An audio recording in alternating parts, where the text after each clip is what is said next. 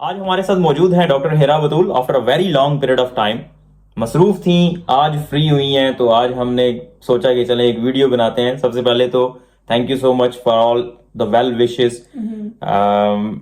अभी हिरा post partum period में है और उसी से रिलेटेड हम इनसे क्वेश्चन करेंगे कि उसमें क्या मुश्किलात आती हैं और कैसे उसको मैनेज करना चाहिए। पोस्ट पार्टम पीरियड, जिनको नहीं पता, पोस्ट पार्टम होता है जब आप बच्चे की डिलीवरी होती है उसके बाद का जो पीरियड होता है उसे पोस्ट पार्टम पीरियड कहते हैं।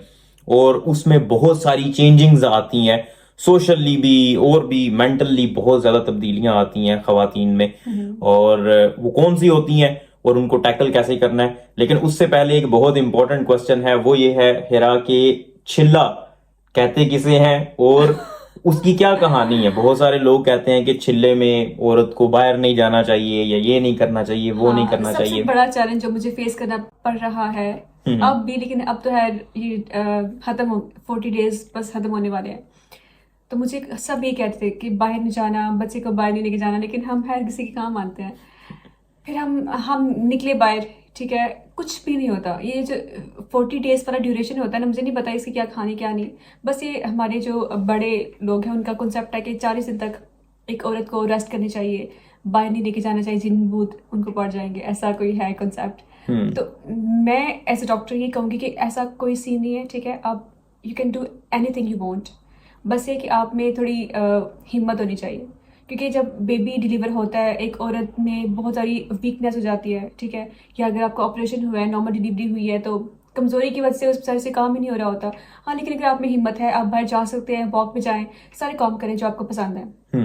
बिल्कुल। हाँ। बस कोशिश ये करें, देखें जब भी डिलीवरी होती है या तो वो सी सेक्शन होता है जिसको बड़ा ऑपरेशन कहते हैं, या नॉर्मल विजाइनल डिलीवरी होती है जो छोटा ऑपरेशन भी बाजुकात उसे कहते हैं, तो उसके मुताबिक फिर आपने एक्ट करना होता है। पहले जो 4 से 6 हफ्ते होते हैं, स्पेशली अगर बड़ा ऑपरेशन हुआ हो, सी सेक्शन हुआ हो, तो उसमें वजन नहीं उठाना होता आपने।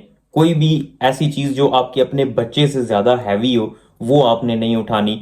चलना फिरना जरूर होता है, बल्कि जिस दिन ऑपरेशन होता है यहाँ पे हम उसी दिन मरीज से कहते हैं कि उठो बीबी, थोड़ा सा वॉक करो, ताकि कोई हरकत आए आपके पेट के अंदर भी और सारा कुछ मामलात हीलिंग की तरफ जाए।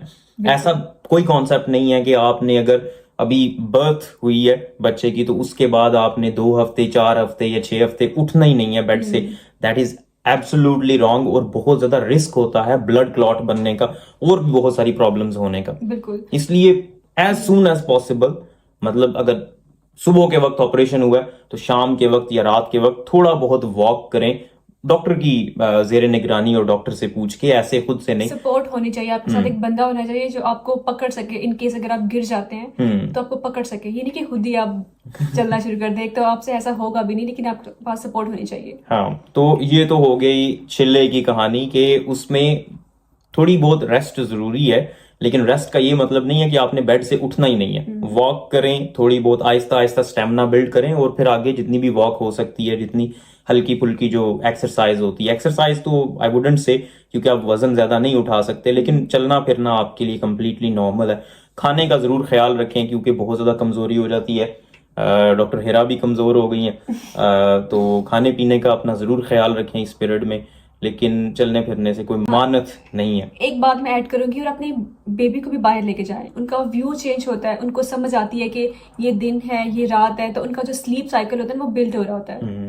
अक्सर लोग ये कहते हैं, ये भी एक मिथ थी, मैंने भी किसी बड़े से सुनी थी, कि जो बच्चे सुबह को पैदा होते हैं वो रात को सोते हैं, रात को जो पैदा होते हैं वो सुबह को, ऐसा कोई कॉन्सेप्ट है। आई एम नॉट श्योर ये क्या है। आई डोंट थिंक कुछ हाँ, ऐसी कोई ऐसी कोई ऐसी मिथ बात है। है। प्रॉब्लम ये है, जो पुराने जमाने की बातें कुछ ठीक भी होती हैं जो एक्सपीरियंस की बेस पे होती हैं, लेकिन उनमें से अक्सर ऐसी होती हैं जो जब किसी बड़े से पूछी जाती है बात तो उसको क्योंकि कोई एज सच इल्म नहीं होता, लेकिन वो एक्सेप्ट करने को तैयार नहीं होता कि उसको पता नहीं है, फिर वो कोई ऐसी कहानी गढ़ के बता देते हैं और फिर वही बात आहिस्ता आहिस्ता आगे चलती जाती है, चलती जाती है, और हम तक पहुंचते पहुंचते वो एक मिथ बन जाती है।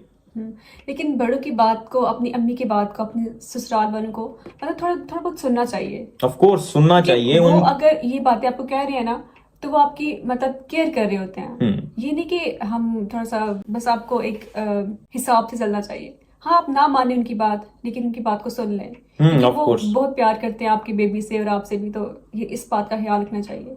किसी के व्यूज को ऐसे नहीं रद्द कर देना चाहिए। ठीक है, आप सुने लेकिन करें अपनी, क्योंकि आपको पता होना चाहिए कि जो आप कर रहे हैं उसका क्या लिंक है। जब आपने वो पिछली बात की थी ना कि ऑपरेशन के बाद चलना चाहिए, तो इससे जो एपिड्यूरल जिनको लगा होता है, ठीक है, या सिजेरियन सेक्शन में आपका जो स्पाइनल लगा होता है, बहुत सारी खवातीन का ये कॉन्सेप्ट है कि उनको दर्द रहती है, बैक पेन रहता है काफ़ी लंबे अरसे तक, या अगर बाद में भी उनको कहीं बैक पेन होगी तो उसको इस टीके के साथ लिंक किया जाता है। तो ऐसा कोई कॉन्सेप्ट नहीं है, ऐसा नहीं होता कि वो टीके की वजह से आपको दर्द हो रहा है। ठीक है, आप जब आप जल्दी से ऑपरेशन के बाद आपने अर्ली मोबिलाइजेशन कर लिया है, आप पेन किलर्स ले रहे हैं, तो रिस्क कम हो जाता है कि आपको वो लंबे अरसे तक दर्द रहेगा। ठीक है, वो वैसे ही, क्योंकि हाँ। जो प्रेग्नेंट लेडीज होती हैं, हामला खवातीन, उनमें कमर दर्द ज्यादा होता है।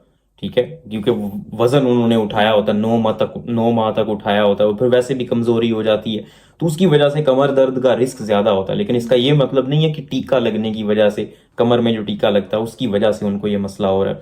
हो भी सकता है, लेकिन रेयर ओकेजन्स बहुत होते rare, हैं। ये जितना कॉमन बताया जाता है कि हर औरत को जिसको टीका लगा है उसको दर्द हो रहा है कमर में, तो वो कमर दर्द टीके की वजह से नहीं होता, बल्कि अक्सर औकात को मसल पुल हुआ होता है, या वो रेस्ट कर रही होती हैं, लेटी हुई होती हैं 2-4 हफ्ते 5 हफ्ते बेबी बर्थ के बाद, तो उसकी वजह से उनके मसल्स में स्पैज्म हो जाता है, वो मसल्स का दर्द होता है। यकीन करें, जितना कमर में दर्द लेटे रहने की वजह से होता है ना, उतना मैं तो यही कहूंगी कि बहुत बुरी चीज़ है। रेस्ट नहीं करना चाहिए, रेस्ट करनी चाहिए, लेकिन थोड़ी बहुत आपको जल्दी से अपने काम स्टार्ट कर देने चाहिए, अपनी जो नॉर्मल एक्टिविटीज़ हैं उनकी तरफ वापस आ जाना चाहिए आहिस्ता आहिस्ता। ठीक है, पोस्टमार्टम डिप्रेशन की बात करते हैं। जो खवातीन जब बर्थ होती है उसके बाद उनमें डिप्रेशन बहुत कॉमन हो जाता है, उसे पोस्टमार्टम डिप्रेशन कहते हैं, और ये यूजुअली बर्थ के 1 साल के अंदर अंदर किसी भी वक्त औरत को हो सकता है। अब इसको पहचानते कैसे हैं? सबसे पहले मूड बहुत लो हो जाता है, किसी भी चीज में इंटरेस्ट नहीं रहता, और ऐसे होपलेसनेस फील होती है, मतलब कि कोई किसी चीज की कोई उम्मीद नहीं रहती, कोई काम करने का दिल नहीं करता, एनर्जी लेवल्स बहुत कम हो जाते हैं। ये सारी की सारी अलामात होती हैं डिप्रेशन की, जिसको पोस्टमार्टम डिप्रेशन कहते हैं, और बहुत कॉमन है। एटलीस्ट 10 में से 1 खातून को, जो हामला खवातीन होती हैं, उन्हें पोस्टमार्टम डिप्रेशन का मर्ज होता है। अब पोस्टमार्टम डिप्रेशन में कर क्या सकते हैं डॉक्टर हिरा? सबसे पहले तो रिकॉग्नाइज करना, आपने पहचानना है कि कैसे होता है। तो हिरा बताएगी कुछ उसकी अलामात के, डिप्रेशन की अलामात क्या होती हैं। ये कि आपका मूड लो रहता है, आप छोटी छोटी बात पे रोना शुरू कर देते हैं विदाउट एनी रीजन। ठीक है, क्योंकि एक औरत जो है वो अपने बेबी को, उसकी जिंदगी में इतना बड़ा चेंज आता है, वो अपने बेबी को फीड करवा रही होती है, उसकी बॉडी में इतनी सारी चेंजेस आ रही होती है, उसको समझ नहीं आ रहा होता कि वो कैसे कॉप करे। ठीक है, तो उसको गुस्सा आएगा छोटी छोटी बात पे, या वो बैठ के आधी रात को ऐसे बस फजूल में सोचती रहेगी क्या हो गया क्या नहीं हुआ। तो यही है कि बेसिकली जो नॉर्मल डिप्रेशन है वही वाली सिम्टम्स इसमें आती हैं। आपको भूख नहीं लगती, या में भी ज़्यादा लगती है, आपको एनर्जी लेवल्स आपके कम हो जाते हैं, कुछ करने का दिल नहीं करता, आपको ऐसा लग रहा होता है कि आपका जो करियर है ना वो बिल्कुल तबाह हो गया, अब आप कुछ नहीं कर सकते। तो ये छोटी छोटी चीज़ें हैं जो आपको मतलब शो करती है कि आपको डिप्रेशन है, लेकिन इसको एक्सेप्ट करना बहुत ज़रूरी है। बिल्कुल, सबसे पहले आपको पता होना चाहिए कि डिप्रेशन की अलामात क्या है। अगर आप में इस तरह की अलामात आ रही हूं जो डॉक्टर हेरा ने बताया, तो आपके लिए बहुत ज़रूरी है कि उसका इलाज करवाएं। देखें, डिप्रेशन भी एक बीमारी है, जैसे शुगर की बीमारी हो जाए या गला खराब हो जाए तो आप इलाज ढूंढते हैं, डॉक्टर के पास जाते हैं कि इसका इलाज करवाना है। बिल्कुल ऐसे ही डिप्रेशन भी एक बीमारी है, वो कोई और चीज नहीं है।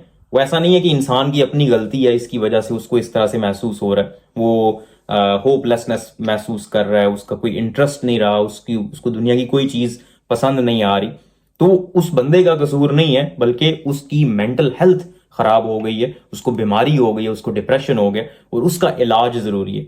इसलिए इसको मजहब के साथ लिंक करना शुरू कर देना कि भाई नमाज पढ़ो, रोजा रखो, ज़कात दो, ठीक है, किसी हद तक मजहब का रोल होता है, लेकिन जिस बंदे को वाकई में ये डिप्रेशन की बीमारी हो गई है, तो हो सकता है उसको मजहब से या इसकी तरफ रगबत लाने से भी कुछ फर्क ना पड़े। बहुत सारी एग्जाम्पल्स हैं इस दुनिया में, जो जब डिप्रेशन होता है तो उसके बाद मजहब भी उनकी हेल्प नहीं कर पाता। इसलिए प्रॉपर इवैल्यूएशन होना और उसका इलाज करवाना बहुत जरूरी है। इसको हल्का नहीं लेना चाहिए कि ये खुद ब खुद ठीक हो जाएगा। बाज औकात बहुत वर्स हो जाता है, और औरतों को अपने बच्चों से, जो उनके बच्चे होते हैं, उनसे ही वो उनसे अपने आप को रिलेट नहीं कर पाती वो, और उनसे उन्हें लगता है कि वो अपने बच्चों से प्यार नहीं करती, और सीवियर केसेस के अंदर वो अपने बच्चों को नुकसान भी पहुंचा सकती हैं और अपने आप को भी नुकसान पहुंचा सकती हैं। मुझे तो अल्हम्दुलिल्लाह से ऐसा कुछ नहीं हुआ अब तक, ठीक है, लेकिन वो वाली खवातीन जिनके पास प्रॉपर सपोर्ट नहीं होती, बहन भाई माँ बाप उनका प्यार नहीं होता, या अच्छी डाइट नहीं इनको मिलती, तो उनके अंदर ये बहुत कॉमन है। अच्छा, मैं एक बात बताएं, पाकिस्तान में लोग ये कहते हैं कि उनके पास सपोर्ट होती है, जैसे बेबी डिलीवर हुआ, नानी, उस बच्चे की दादी, बहन भाई, खाला फूफो एटसेट्रा एटसेट्रा उसके इर्द गिर्द आ जाते हैं, उसको सपोर्ट करते हैं, उसको वो देसी बकरे का और देसी मुर्गे का जो सालन है वो बना के दिया जाता है, उसको मतलब डाइट का भी ख्याल रखा जाता है। उसके बावजूद भी आपको लगता है कि उनमें डिप्रेशन होता है? ऑफ कोर्स होता है डिप्रेशन। मैंने बताया जैसे कि ये एक बीमारी है और वो किसी को भी हो सकती है, ठीक है। हाँ, जिनको सोशल सपोर्ट नहीं होती, जो अकेले ज्यादा रहते हैं, उनमें चांसेस ज्यादा होते हैं, लेकिन ऐसा नहीं है कि जिनके पास सोशल सपोर्ट है उनको डिप्रेशन होगा नहीं। बहुत सारी खवातीन ऐसी होती हैं, देखें जितना ज्यादा जॉइंट फैमिली होती है, बहुत ज्यादा लोग होते हैं, वहां पे चाहे वो सपोर्ट मिल रही है, लेकिन अक्सर औकात ऐसे होता है हर एक का अपना अपना ओपिनियन होता है, किसी की कोई राय है, किसी की कोई आगे कहेगा इस बच्चे का सर इस तरह से बनाओ, कोई आगे कहेगा कि इसका मुंह इस तरह का है, इसके कान इस तरह के हैं। तो वो अजीब अजीब सी जो है ना, वो जितने ज्यादा लोग होते हैं उतनी ज्यादा उसको बातें सुनने को मिलती हैं, तो वो ऑलरेडी चिड़चिड़ी हुई होती है, उसको समझ नहीं आ रहा होता, वो ज्यादा ऑलरेडी सेंसिटिव होती है, और फिर इस तरह की बातें उसको मजीद चिड़चिड़ा करती हैं, उसको मजीद लो मूड में लेके जाती हैं, और फिर वो डिप्रेशन का शिकार हो जाती है। और पाकिस्तान में भी बहुत कॉमन है खवातीन का डिप्रेशन में जाना। प्रॉब्लम ये है कि डायग्नोसिस ही नहीं होता, पता ही नहीं चलता, और वो बेचारी ऐसे ही अपनी जिंदगी जो है वो जी रही होती है लो मूड के अंदर। और अक्सर जो है वो फिर जब बच्चे की बर्थ होती है उसके 1 साल 2 साल के बाद अक्सर जो है वो तलाक तक नौबत आ जाती है, सिर्फ इसी वजह से, क्योंकि औरत का मूड ठीक नहीं है, क्योंकि वो बीमार है, उसको डिप्रेशन है। तो जितनी भी खवातीन जो कि प्रेग्नेंट हैं या जिनका अभी पोस्टमार्टम पीरियड चल रहा है, तो उनको चाहिए कि अपनी डाइट का ख्याल रखें, ठीक है, प्रॉपर उनके पास सपोर्ट होनी चाहिए। अगर उनको लग रहा है कि उनका मूड ठीक नहीं है, उनको रोना आ रहा है, चिड़चिड़ी हो रही है, तो उनको सपोर्ट के लिए डॉक्टर के पास जाना चाहिए। बिल्कुल। और अगर उनको डिप्रेशन की बहुत सारी ट्रीटमेंट है, पहले तो देखा जाता है उनको अगर साइकोलॉजिस्ट या साइकाइट्रिस्ट के थ्रू सिंपल जो टॉकिंग थेरेपीज होती हैं, सिर्फ बात करने से कुछ सेशंस होते हैं, उनसे आराम आ जाए। अगर नहीं ऐसा पॉसिबल तो फिर उनको दवाई स्टार्ट की जाती है जिनको एंटी डिप्रेसेंट्स कहते हैं, और उससे फिर आहिस्ता आहिस्ता वो डिप्रेशन ठीक होना शुरू हो जाता है। और वॉक पे लाजमी जाए, बिल्कुल, क्योंकि इससे आपका व्यू चेंज होगा, घर की टेंशन आपकी एक साइड पे रह जाएंगी और आप बहुत ज़्यादा फ्रेश फील करेंगे।